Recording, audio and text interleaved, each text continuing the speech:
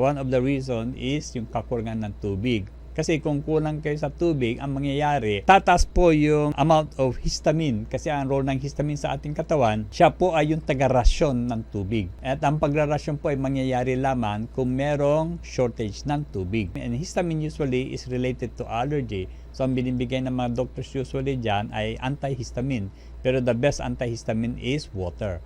And with much water, water kasi is the best cleansing agent. So kung ano man yung dumi na nandyan, if-flush out na niya, palabas through your urine. Okay, so kung gusto nyo makorek ang eczema niya po, number 1 is drink lots of water. 50 ml per kilo per day. Ang pag-inom nyo ng Ionic is 20 drops 4 times a day. At kung matapang-tapang po kayo, you could apply itong Ionic directly dun sa inyong eczema.